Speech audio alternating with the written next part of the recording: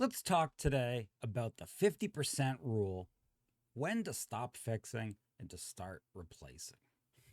You may notice I am sitting here in a beat up flannel shirt, the ubiquitous uniform of field engineers the world over. And if you come from the now somewhat old school love area of thought that, well, if I own something, I should have the right to repair it. I say old school, ironically, of course, because we should have the right to repair stuff. You may already be familiar with this concept.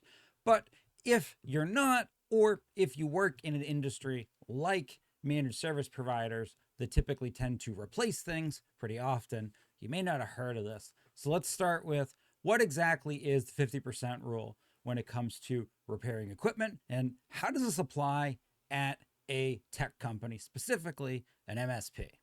I watch a lot of YouTube content from engineers and very handy people that like to build and fix things and repair stuff. And I like to fancy myself somewhat of a DIY person. But the point is, this is a concept that has existed for quite a long time in industrial engineering, manufacturing, appliances, and other large equipment stuff. Sears, yeah, right? Who remembers Sears? Gone the way of Blockbuster. Sears Roebuck back in the day was kind of known for this sort of concept, the idea that you bought an appliance and they would repair it, keep it going. The old school idea of the warranty before things were engineered to fail, was all predicated on this idea that there's a cost benefit analysis for how long it is reasonable to repair something before we should just replace it. And if you have heard probably your dad or your uncle at some point say they don't make them like they used to, they're not wrong. They don't make them like they used to. Because of this rule and because of the difference in the cost of manufacturing and the way that we do a cost benefit analysis, objectively, a lot of stuff is not made the way it used to be. All of this is to say that whether or not you've ever heard of the 50% rule before, you've definitely experienced it. I first learned about it formally from reading Jason Maxim's books. He, of course, is famous for writing The Art of Troubleshooting, which is a fantastic read and a wonderful website you should totally check out. But let's break it down really quickly here today. So basically, the idea is if the cost or effort to repair something exceeds 50% of the cost to replace that thing, you should just replace it. It should be seriously considered. And we're adapting it today for your MSP. Hear me out. Cost isn't always dollars. It can be time, SLA breach, or even the client trust. I used to have an employee, but this employee, Justin, was famous for not understanding the 50% rule until we teased him so much about it that he adapted to this rule better than anyone I have ever met. Justin, if you're watching, I miss you. I miss you just simply ripping and replacing something. It's highly efficient. So here's the MSP context. Let's say that you're working through 3 hours already into trying to figure out why a profile has been corrupted, a Windows profile. The replace example here is probably just create a new profile and reattach the PST or whatever else. Maybe you've been trying to manually patch a driver that won't work, like literally going through this driver in GitHub and trying to update it to get it to work. Maybe you just reassign that user to a known good printer or replace the printer entirely. Maybe you've been trying to debug a third-party app integration. You're one of those automation engineers I'm seeing more common at an MSP. Maybe you engage the vendor or reset the app config entirely from the beginning and start over.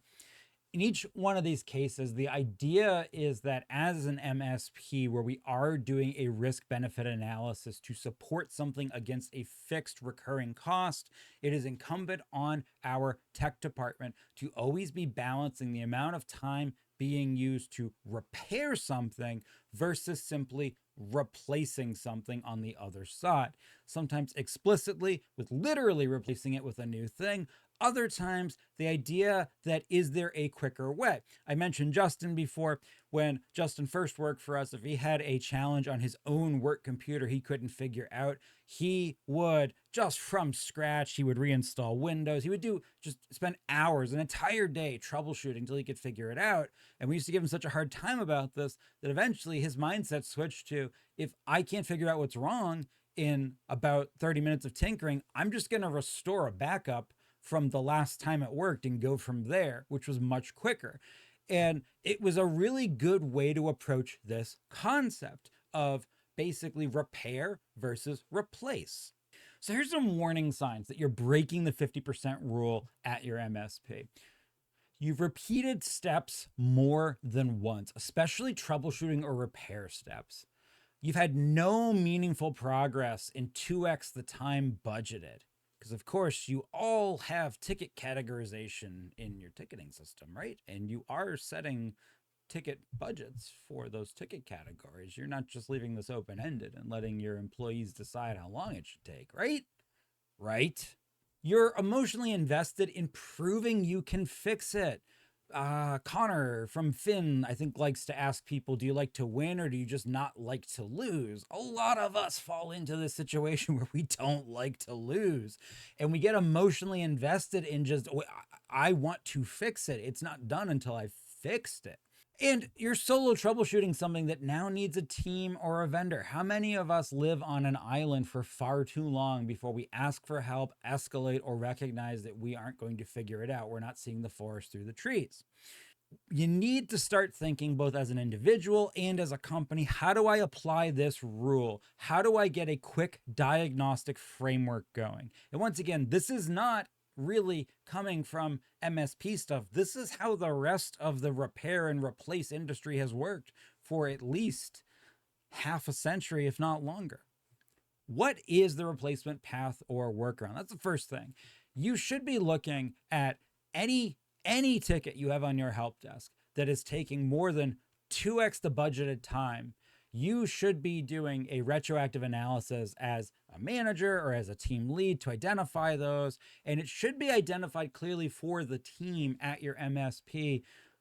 What would have been the replacement path or workaround if we were presented with this exact same situation again and we knew we were in this situation? Because a lot of times folks just don't remember what the workaround path is. So identify the replacement path or workaround. Then, is my effort to fix it already half of that?